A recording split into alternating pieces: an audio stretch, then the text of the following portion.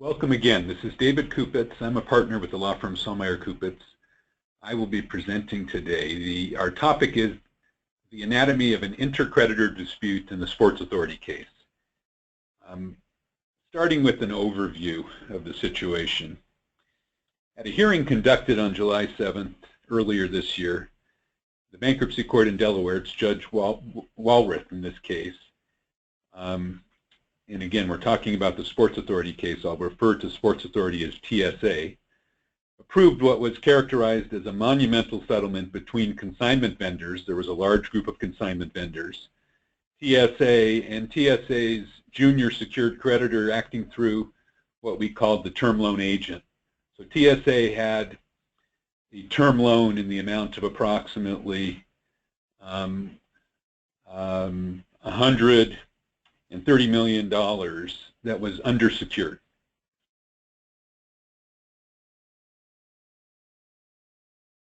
Approximately 80 consignment vendors signed on to the settlement, and that group constituted, in essence, virtually all of the consignment vendors who had material amounts outstanding.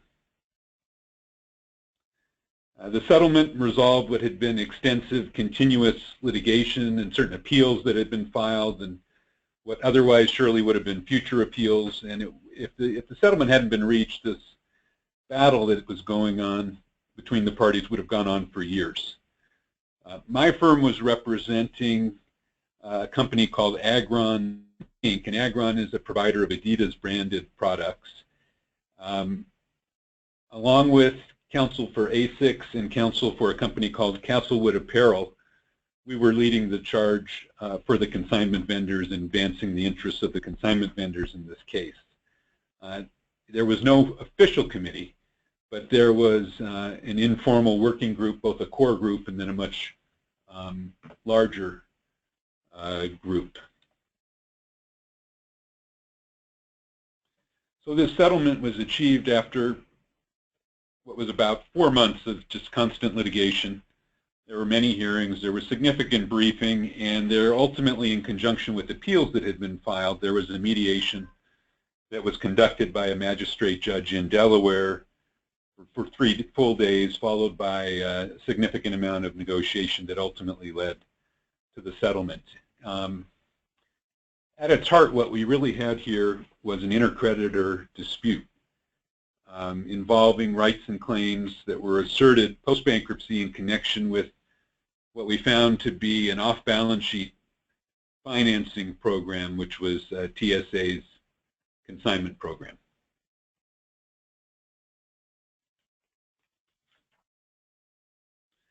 Taking a look at the background here,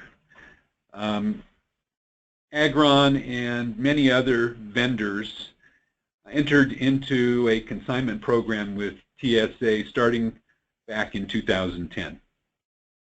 This program was called a pay-by-scan program, or often referred to as PBS.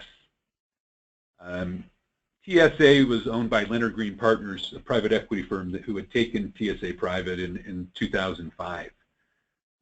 Agron is an exclusive licensee of Adidas accessories, various different accessories, and the other consignment vendors sort of ran the gamut of products across the sporting goods spectrum. They did not include, however, Sports Authority's 2 largest vendors. Nike and Under Armour were not part of the consignment program.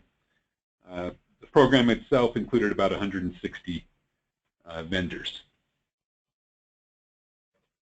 And TSA described pay-by-scan as a vendor management program where the vendor owns the inventory while it's in TSA's retail stores, and ownership and title of the inventory never transfers to TSA.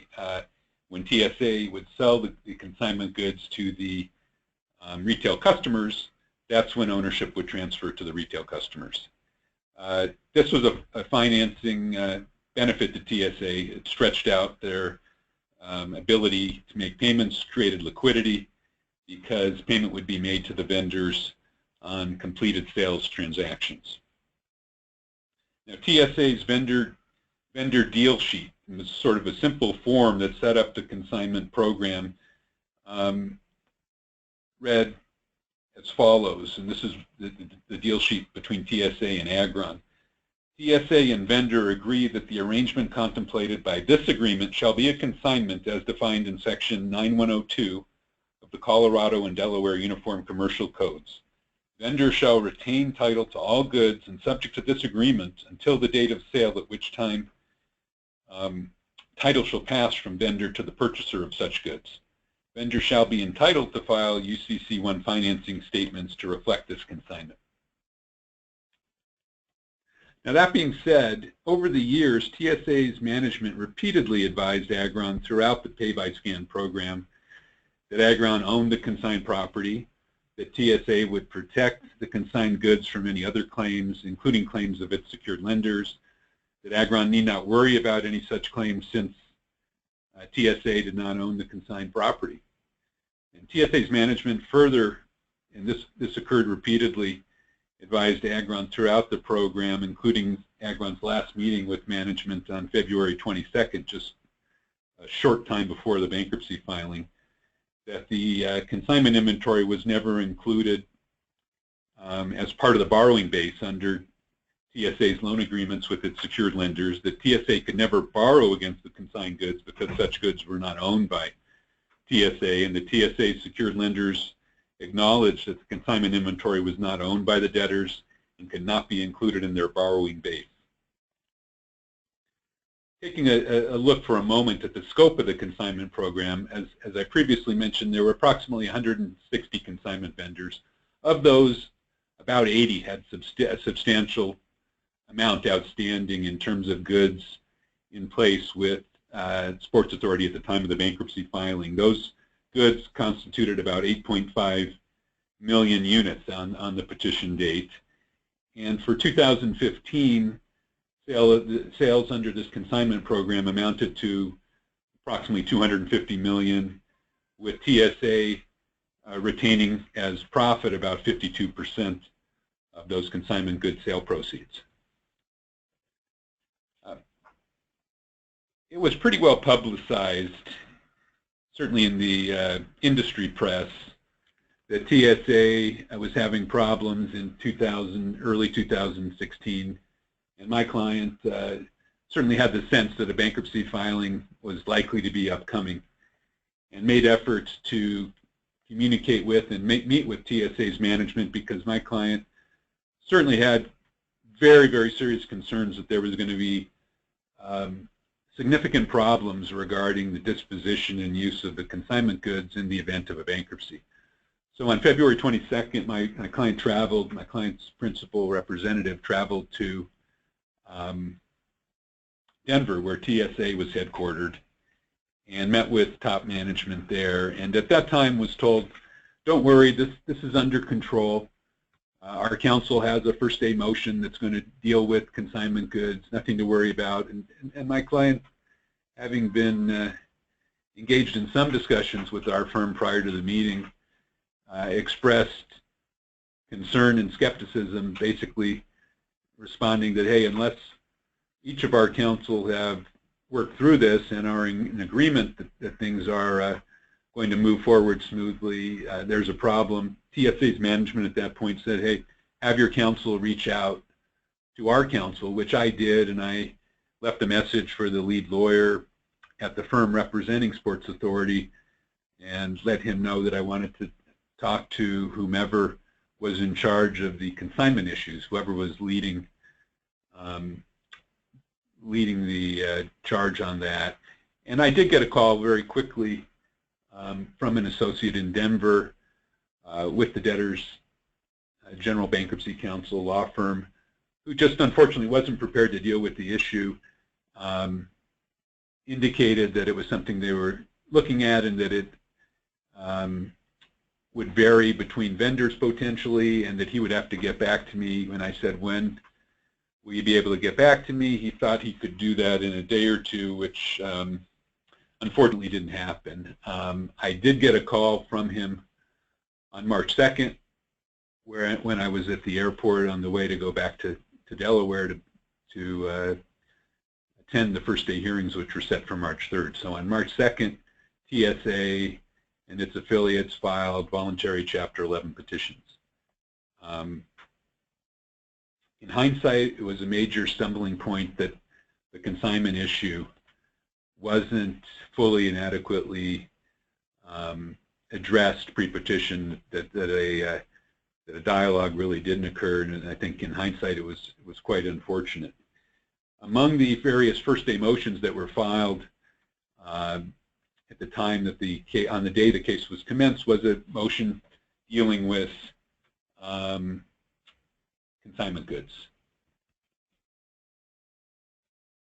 Now that motion was brought pursuant to Bankruptcy Code Section 363 and in essence proposed to sell the consignment goods on hand, which were estimated to have a retail value of approximately $180 million without paying the vendors, and by placing the vendors' portion of the sale proceeds, which was estimated at approximately $85 million in value, in escrow, and allowing the consignment vendors to fight later with TSA and the term loan agent, the TLA, over entitlement to the vendor's portion of the sale proceeds. So this was very concerning because it created a clear leverage kind of position for Sports Authority and its term loan agent, who in the fulcrum position in the case was potentially looking to the consignment goods and from the vendor's perspective potentially looking to obtain a windfall, and the term loan agent would be getting its fees paid out of the bankruptcy estate, whereas the vendors, without getting any payment under this proposed motion, would be having to fight over the entitlement and rights to their portion of the sale proceeds, keeping in mind the vendor's portion was less than 50%. And clearly being leveraged.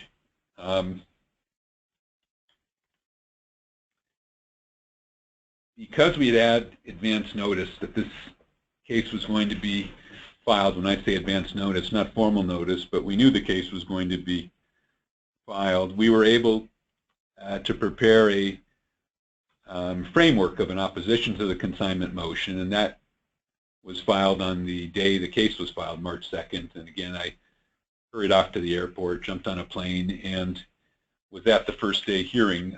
Some of the consignment vendors filed joinders in Agron's opposition.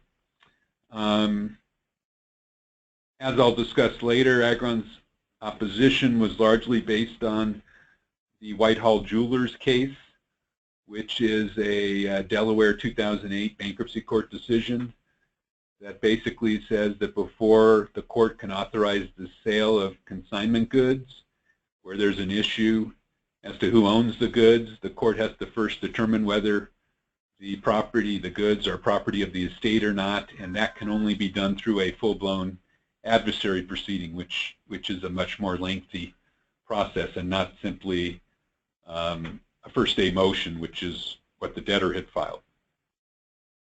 So the court conducted this first day hearing. It appeared that the debtor was somewhat caught off guard. They certainly felt that putting the proceeds in escrow was going to be a fair process, with the parties having the right to then battle over rights to those proceeds.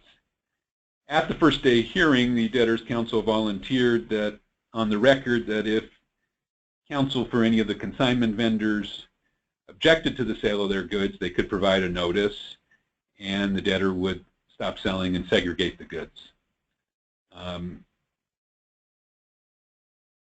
There were then competing orders that followed that hearing, because that provision of providing notice to stop selling the goods did not appear in the debtor's order, and the consignment vendors presented their own order, which did include that provision. The judge ended up on March 11th entering the order submitted by the consignment vendors, and very shortly thereafter, email notice was provided that there was going to be an emergency telephone hearing, a telephonic hearing. I happened to have been out of my office, saw that this order had been entered, had the sense that maybe something was going to come down, and from a meeting jumped in my car and participated in that hearing and argued for about 45 minutes. It happened to be the one day last spring that I think it rained in Los Angeles, but argued on the 10 freeway against the relief that the debtor was now seeking, which was to be relieved of the provision where a consignment vendor could give notice and stop the sale of their goods. The court rejected the debtor's argument at this telephonic hearing. The court did strike some language from the order that said what would happen in the event that a consignment vendor provided notice, and a whole group of consignment vendors did provide the notice to stop selling. And the court set a continued hearing, which occurred on March 16th. Prior to that hearing, the debtor requested that it be allowed to do some further briefing. The court declined to grant that request. Nonetheless, at the hearing, the debtor showed up, the debtor's counsel, with a PowerPoint which basically was put up on the screens in the courtroom and was circulated, hard copies, and basically was the same as a brief. And the judge allowed them to proceed a bit, but then found that she wasn't going to continue to entertain further discussion since she had already declined to allow further briefing. At the same time, just before this hearing on March 16th, the debtor had filed adversary proceedings against all of the consignment vendors. They rushed out and filed all of these adversary proceedings, challenging the consignment vendors' rights to the any proceeds, and indicating that the term loan agent, the term lender, had a higher priority security interest.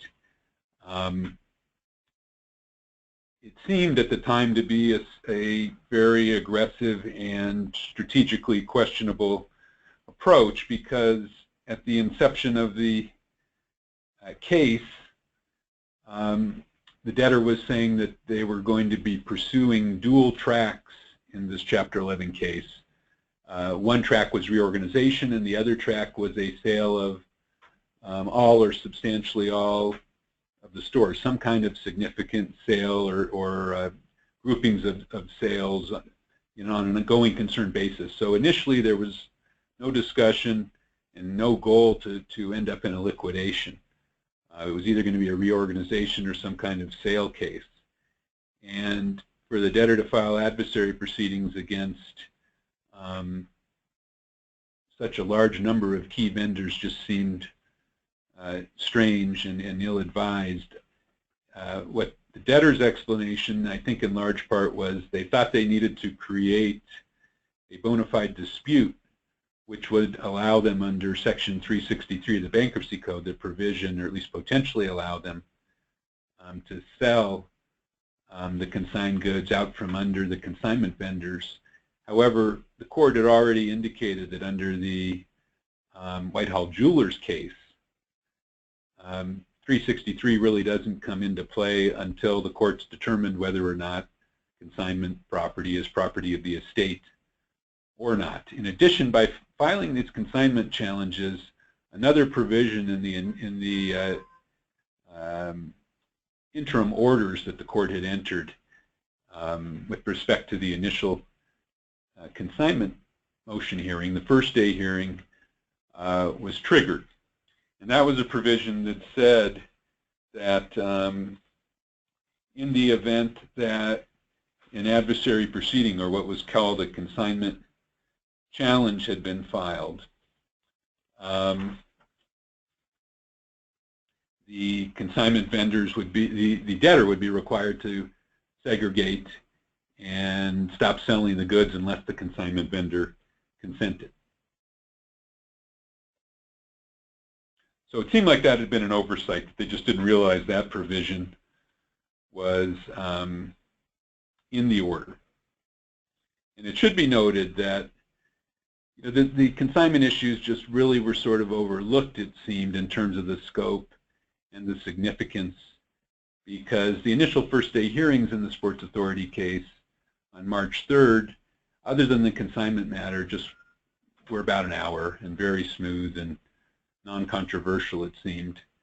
The consignment matter ended up taking all day. Now, there were significant breaks, and it seemed as if there might have been some resolutions that were potentially going to be achieved. I called my client a couple times to approve settlements that it appeared might happen, but it didn't come together. So a dynamic was created where it appeared that the debtor, in large part, was really doing the bidding, it seemed, of the term loan agent, because it just, to the consignment vendors, didn't seem to make sense that the debtor would be taking such action in a context where the debtor was saying that they were seeking to pursue reorganization or going concern sale, and at the same time was challenging and aggressively bringing litigation against a whole large group of key vendors.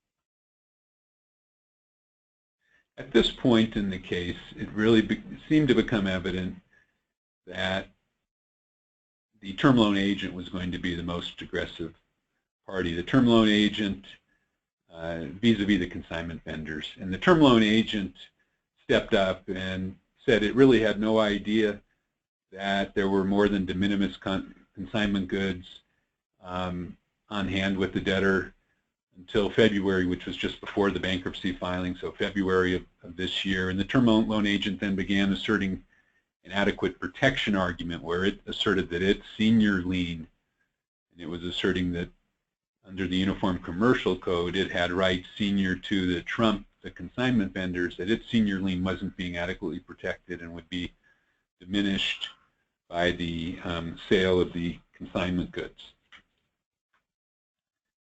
What the court ended up saying was that in order to sell these goods, it had to be done with the consignment vendor's consent, up with a way that was not in the debtor's papers where it could deem the consignment vendors had consented if the debtor fully complied with the pre-petition consignment agreements. The court found that under Bankruptcy Code Section 365, which deals with contracts, with executory contracts, that it could authorize the sale of these consignment goods as long as the agreements themselves were fully complied with. And as things turned out throughout the case, that included a number of things, which included instead of the proceeds as the debtor and the term loan agent were seeking being placed into escrow and held potentially for years, they were paid over to the consignment vendors. So the vendors would get their portion of the sale proceeds. It included honoring any discounting limitations or restrictions that the consignment vendors may have held and any other major terms of the agreement, the initial pre-bankruptcy agreement. And the judge said that the debtor basically really had three choices in this case with respect to the consignment goods.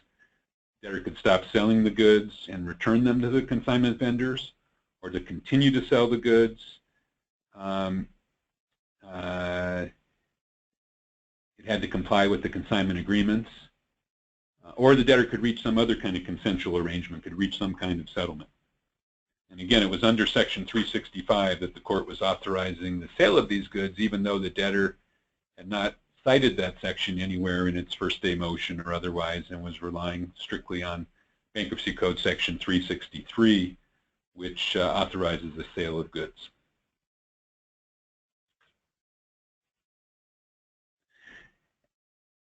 At around this time, which is in early April, the debtor's counsel approached me and sought to negotiate a settlement with my client. They didn't want us to share that with other consignment vendors at that point, which was troubling because we were working with a group of other consignment vendors. And we tried to explain to the debtors that it would be easier if we could bring at least a small working group in initially. But ultimately we did work through and we were able to reach a settlement agreement. The debtor filed that settlement agreement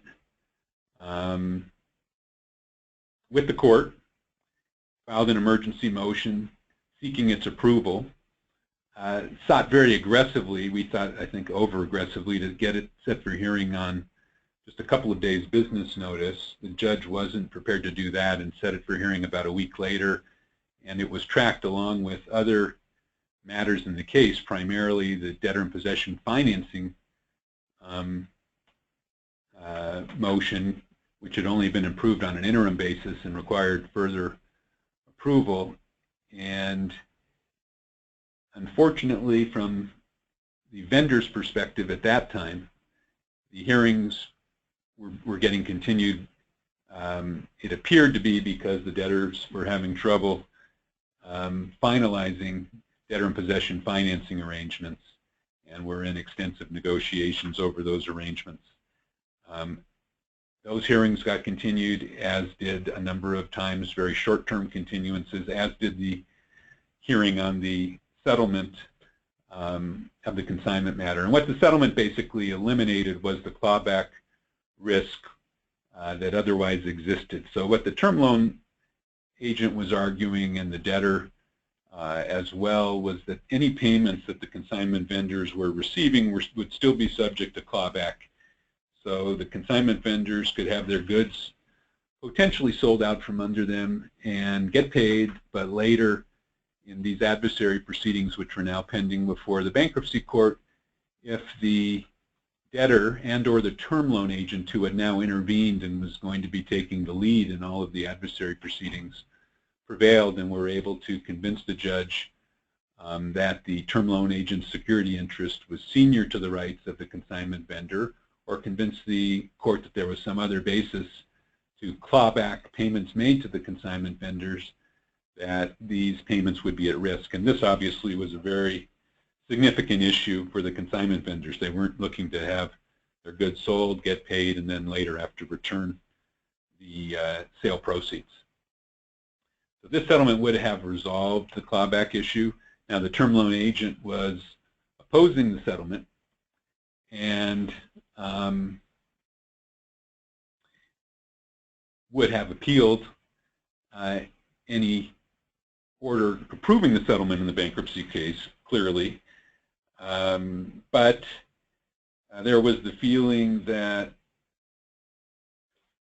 the standard for approval of a settlement under Bankruptcy Rule 9019 is significantly lower than the standard that would have been required to otherwise prevail over the term loan agent on the merits. So the issues that had been before the bankruptcy court at this point were really in the nature of procedural issues and the underlying merits of the rights to the consignment goods and the priority of security interests of the term loan agent, the secured lender, compared to the ownership rights and or any security interest of the consignment vendors had not been litigated. Those issues were going to be the subject of the adversary proceedings that were pending before the bankruptcy court. Ultimately, what happened was the debtor ended up withdrawing the motion to approve the settlement. And what was said at the time, really reneging on the settlement, because the settlement agreement itself required that it be presented to the court for approval as quickly as possible. And at the time, the debtor said, well, we've been consulting with our various other constituencies, the term lender, the ABL lender, the Unsecured Creditors Committee, and we've come up with a consensus that we don't need to bring new goods into the debtor, which was a significant rationale for why we were entering into this settlement. And there had been about 30 consignment vendors who had signed on to this initial settlement, which the debtor was now withdrawing. The debtor was withdrawing the motion for approval of the settlement. It also had an open period where further consignment vendors could have signed on, and I think almost certainly would have if the settlement had survived.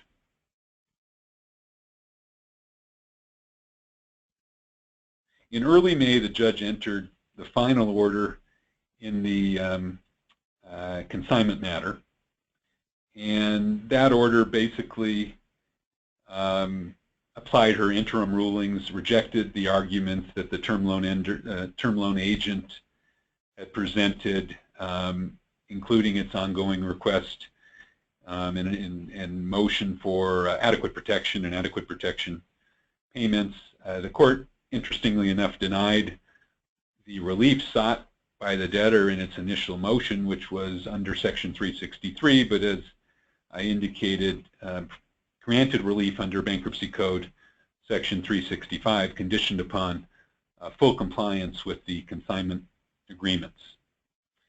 The final order made it clear that no other orders in the case, for example, orders regarding debtor in possession financing or going out of business sales or any other sale orders, could circumvent the relief granted in the consignment order.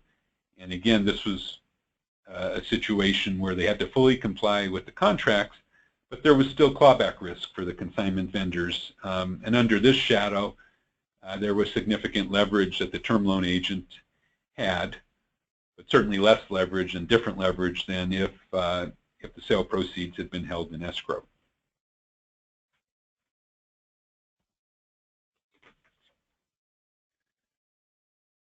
So again, these battles were really in the nature of procedural battles up to this point. And the term loan agent and the debtor had lost those battles, and they filed appeals and they sought stays pending appeal, which were also denied both at the bankruptcy court and the district court levels. But these adversary proceedings were still pending in front of the court, in front of the bankruptcy court, in their very early stages. Now, the term loan agent's argument was it had a blanket security interest and that it had validly perfected its security interest under the Uniform Commercial Code, and that virtually none of the consignment vendors had done that. I think out of the 160, there were only 3 who had really done it in a way where it was clear that they had perfected security interests. In the appeals, the mediation was scheduled in the district court, which ultimately led to the global resolution that was finally achieved. Along the way, things happened. On June 15th, for example, TSA submitted an emergency request where they were seeking to abandon consigned goods of, just coincidentally enough, the 3 primary players in the consignment vendor group, Agron, ASICS, and Castlewood, that had been located at 112 stores that had been liquidated from the beginning. So in the TSA case, they did have 112 out of about 450 stores that they were liquidating from the inception, but they were hoping not to expand the liquidation beyond those stores. And what TSA in this particular emergency motion wanted to do was to require my client and the other 2 primary consignment vendors to retrieve their goods at our expense, our client's expense, and still be subject to clawback claims for any proceeds received from those goods. And obviously that was not going to be acceptable. And that was another one of the procedural motions that were brought in the case by the debtor and or by the term loan agent that were not successful. And that occurred just kind of prior to the mediation process.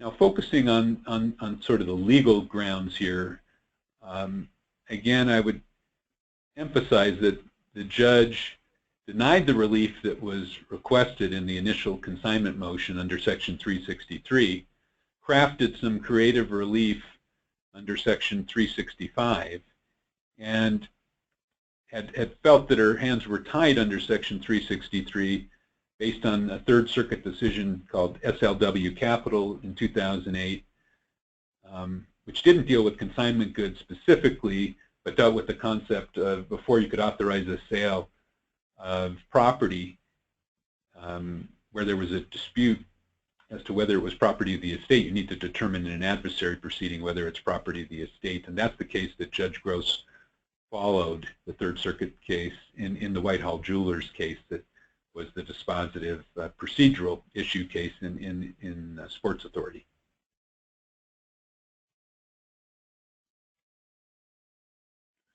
Now, there were a number of issues on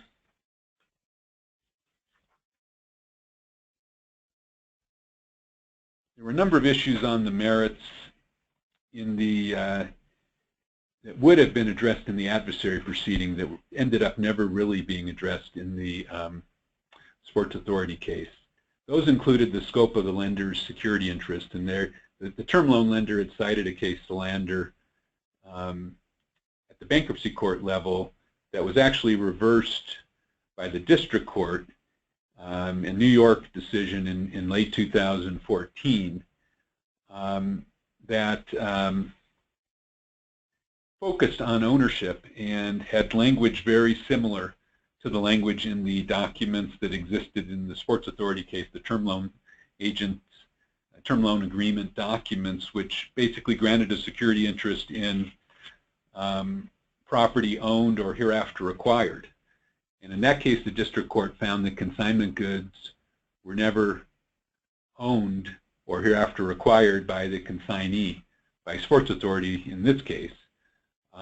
And therefore, the actual grant of the security interest did not attach to the consignment goods. That was an issue that we would have argued. A lot of uncertainty in terms of whether that would have prevailed, but if we had gotten into the merits and had not settled and had been litigating in the adversary proceeding, that is an issue that would have been argued. Another issue or issue area that would have been addressed on the merits in the adversary proceedings was the interplay of the UCC provisions. So basically, the term loan agent's argument was based upon the contention that Uniform Commercial Code section 9319 was dispositive and determined the validity of its security interest in consigned goods. And this is a provision in the Uniform Commercial Code that creates a legal fiction under which the consignee is deemed to hold title to the goods, just like it was the consignor, for purposes of potentially granting a security interest in favor of a creditor of the consignee in the consigned goods.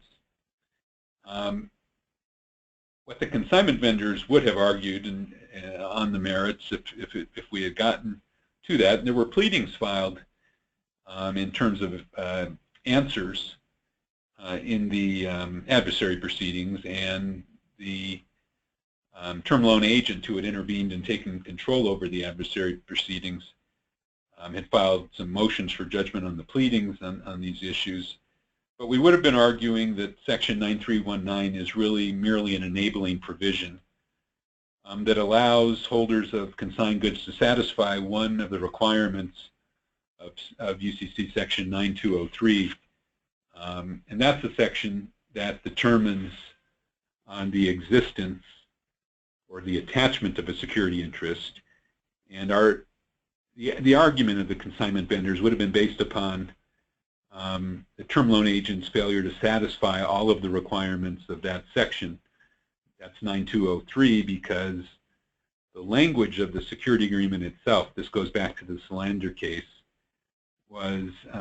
did not grant a security interest in consigned property. That's number one. And number two, that value wasn't provided, that the term loan agent did not lend against the consigned property. Section 9319 does not change the fact that the consignor owns the goods that are subject to consignment. And the mere fact that it deems that the consignee holds the interests of the consignor for purposes of granting a security interest does not mean that the consignee actually did grant the security interest in under any applicable security agreement.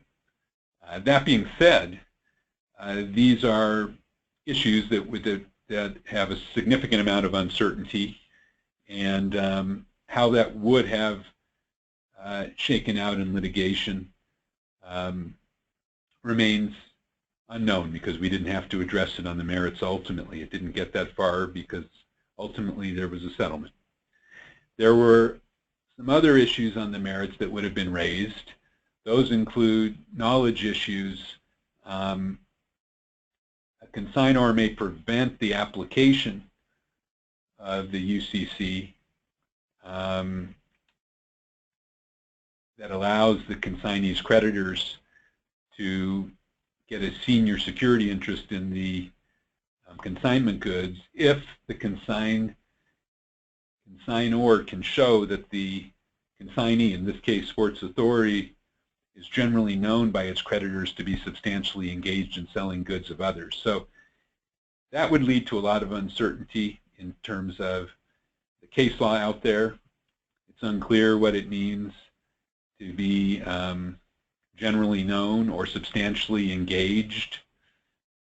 There's some case law that talks about a certain percentage of your sales. Certainly in pleadings filed with the court, the debtor had said that the consignment goods sales were very substantial and very critical and important to it and its business. But how that would have shaken out in the litigation also remains unknown, because again, we didn't get to the merits. The skirmishes and the battles that were resolved in the bankruptcy case really centered around the procedural issues and the Whitehall Jewelers case, where under Third Circuit authority and under the Delaware law as it had developed in Whitehall Jewelers, you could not sell the consignment goods under Section 363 without the consignor's consent, unless it had already been determined through an adversary proceeding that the consignment goods were property of the estate. Now, going back to the merits and the knowledge issues, courts have also recognized an additional exception to the UCC provision. And remember, under the Uniform Commercial Code, if the consignment vendors had perfected their security interests and had provided an authenticated notice to existing lenders, they would in essence obtain the rights of a purchase money security interest holder. But again, here that really hadn't been done. In this industry, retail sporting goods, consignment programs seem to be pretty unusual. Certainly consignment is common in jewelry, in art, maybe in automobiles, and in some other areas, but as reflected by the creditors' lack of having filed UCCs for the most part, not very common in this area. There's another line of cases that talks about if a creditor of the consignee, of Sports Authority in this case, had actual knowledge of consignments, that would be an exception and would not allow that creditor would be precluded from rights of consignment vendors. And in particular, there's a Colorado case, and remember, Sports Authority was headquartered in Colorado, and Colorado law was applicable to the consignment agreements, called URPAC, where the Colorado Court of Appeals concluded that it would be absurd to hold a creditor responsible for imputed knowledge, but not hold the same creditor responsible for actual knowledge. And therefore, actual knowledge would have been a potential defense of the consignment vendors to the arguments of the debtor, and in particular the term loan agent, if we had actually gotten to the merits ultimately. Interestingly, as I mentioned earlier, the term loan agent had contended in some papers filed with the bankruptcy court that it didn't have any knowledge of any significant consignment program, which seemed quite strange, of TSA until February 2016, with the bankruptcy filing just coming on March 2nd, 2016. Now, another interesting substantive issue that could have been addressed if the merits of the litigation had continued forward would involve this whole clawback risk, which was the major threat and risk hanging over the heads of the consignment vendors.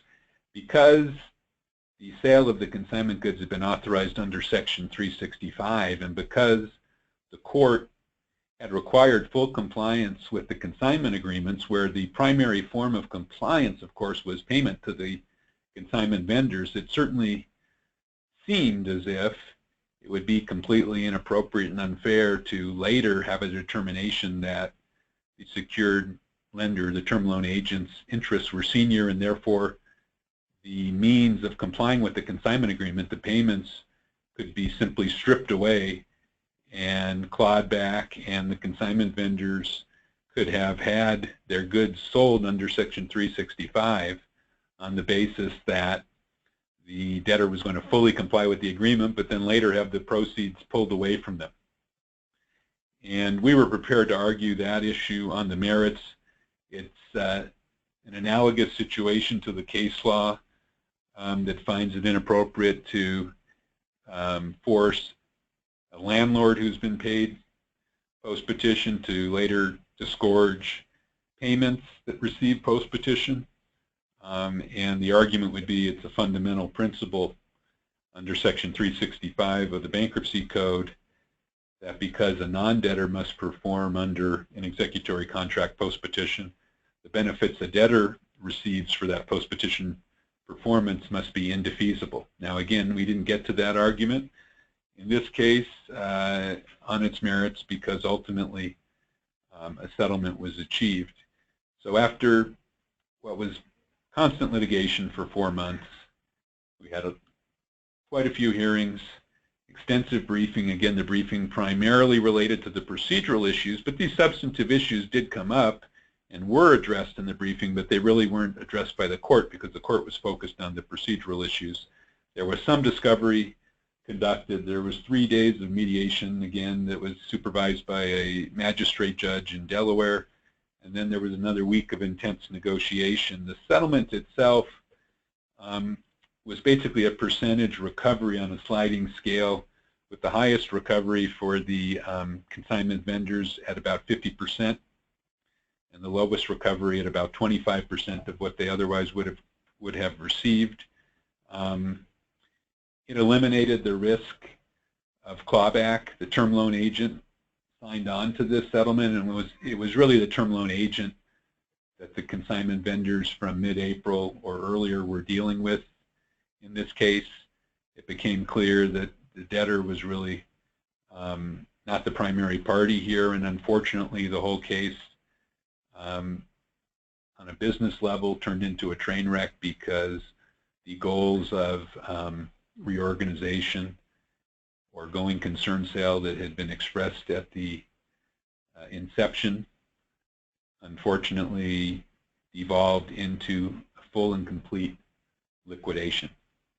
So that's what happened. In conjunction with the liquidation process as it evolved, the consignment vendors had a certain degree of additional leverage based on discounting limitations and restrictions, and that was just certain consignment vendors because the agreements themselves, the pre-petition consignment agreements, were not uniform with respect to any of those types of discounting restriction provisions.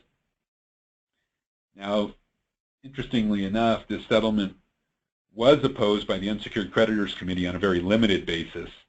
At the same time the committee was opposing it, it said that it did not want to stand in the way of a resolution of what it characterized as the monumental litigation that had been at the center of the Sports Authority case for 4 months. But the committee itself was seeking concessions from the term loan agent, who was really in large part controlling the case because they were the secured creditor who was underwater. Overruling the committee's objection, the bankruptcy court stated that based on the complexity of the litigation, both the legal and factual issues, the hard-fought nature of the litigation, and it really was an extensive battle, the fact that otherwise litigation and appeals would continue for years, the settlement, as the court characterized it, was a perfect settlement with no party getting everything that it wanted.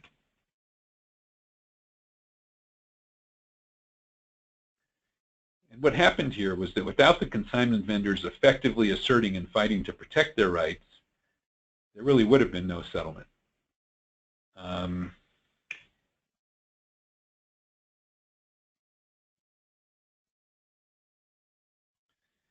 If the consignment motion had been granted, there would have been a substantial risk that the consignment vendors would have received nothing. And this most likely wouldn't have been determined for years. One of the things that this emphasizes is in these cases, it can be just imperative to get in on and to participate in the first day hearing, because otherwise there very much would have likely been a steamroller effect and a lot of momentum would have been created. So we were fortunate that we had some advance sense that the case was going to be filed, and were able to basically get an objection put together and filed in one day, although we did have a framework ready before that, and I was able to jump on a plane and be there in court, because otherwise the leverage that would have existed could have been shifted significantly. Under the settlement itself, the consignment vendors still receive a significant recovery. Those at the high end of the scale are probably basically recovering their costs, and it eliminates the expense and risk of litigation that otherwise would have continued for years. So it was kind of a balancing. These would have been very interesting legal issues to actually have resolved and addressed and litigated, but it would have been a very drawn out, because appeals almost certainly would have followed, and expensive process if a settlement hadn't been achieved. Now, there could have been potential alternative approaches for dealing with this situation. Certainly seems to me that it would have been best to proactively address the consignment issues on a pre-petition basis. Again, my client, Agron, attempted to do that, and it didn't happen, because it really needed to be something that the debtor was prepared to address, and its counsel had been prepared to address, and that just unfortunately, I think in hindsight, wasn't the case. It's unclear whether the consignment battle had a negative impact on the ultimate disposition of the case. It certainly had a very negative impact on how the Chapter 11 case itself was administered, whether it undercut the debtor's ability to do a reorganization or to do a going concern sale, or whether those dual tracks that the debtor was pursuing from day one were never really in the cards. It's hard to know from the outside, but it certainly wasn't helpful. And if you, as I indicated earlier, if the debtor was sincerely believing, as I have to assume it was, that this dual track was real and that it was going to be able to have an opportunity to either reorganize or accomplish a going concern sale, to have antagonized a very large group of key vendors almost at the inception of the case, certainly was problematic. Ideally, what the debtor should have done, it seems, and whether this was a viable approach in this particular case is unclear, but certainly should have conveyed to the consignment vendors that it was doing all it could to work with them and was their ally, as opposed to creating a perception from the vendor's perspective that the debtor was really acting from day one, in essence, as an agent for the term lender, and really speaking in essence and promoting the rights and the claims of the term lender. Ideally, post-petition, there could have been a more transparent effort to reach an agreement, as opposed to exerting leverage through litigation, which I think was what the adversary proceedings that were filed by the debtor, presumably at the behest of the term loan agent and then intervened in by the term loan agent. I think that's what they were all about, was exerting leverage. But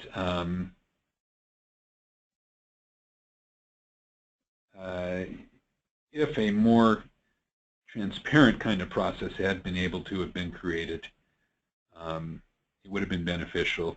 The parties had been able to focus on the realities connected with a sincere effort at accomplishing the dual goals that the debtor had expressed during the initial months of the case of reorganization or going concern sales.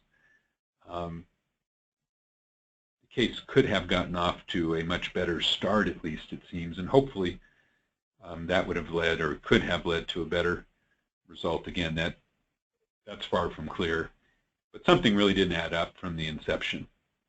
And it appeared that the case had been positioned in the consignment matter in a manner designed to preserve an opportunity for the term loan agent to obtain a windfall. And when you're trying to reorganize or accomplish a going concern sale in a way that's very negatively impacting key vendors, I think that significantly can undermine the overall long-term goal. Again, the long-term goal here was never achieved, unfortunately. This case on a business level, as I said, turned into a train wreck where it went into complete liquidation, and by the end of July, all of the stores, all 450 plus stores of Sports Authority had been closed, and all the goods had been liquidated. While a settlement was achieved, and I think, again, as the court described it, it was a good settlement under the circumstances. Obviously, from the vendor's perspective, if the debtor had been able to continue through a reorganization or going concern sale, that would have been the greatly preferred result, because they're not looking for this very, very narrow retail market of sporting goods to become even narrower, where Dick's now is really where it's at in terms of a large retailer that remains standing. Not too long after the Sports Authority filing, Sports Chalet and some other small sporting goods retailers, smaller sporting goods retailers filed. Sports Chalet has been fully liquidated. So this industry has been significantly decimated. I think I'll end there. To the extent for questions, please feel free to email those to me. I would emphasize that ultimately what this case was all about was a battle between creditor groups, the term loan agent taking a very aggressive and strong position, insisting that it was senior and had the senior rights, and the consignment vendors saying that there are defenses to that argument, and a reasonable and appropriate settlement should be able to be achieved, and that the consignment vendors own these goods and on procedural grounds could not have the goods sold out from under them without their consent.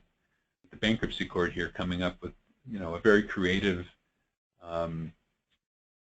solution to that scenario by applying Section 365 instead of Section 363, which was the basis under which the debtor sought to sell the goods out from under the consignment vendors, and requiring, in conjunction with Section 365 and its application to executory contracts, full compliance with the consignment agreements in order to authorize the sale, and in order to imply through the pre-petition agreements consent by the consignment vendors, so long as the agreements were fully complied with. Thank you for listening. Again, if you have questions, please feel free to email me. Contact information appears on the PowerPoint presentation, and look forward to hearing from you.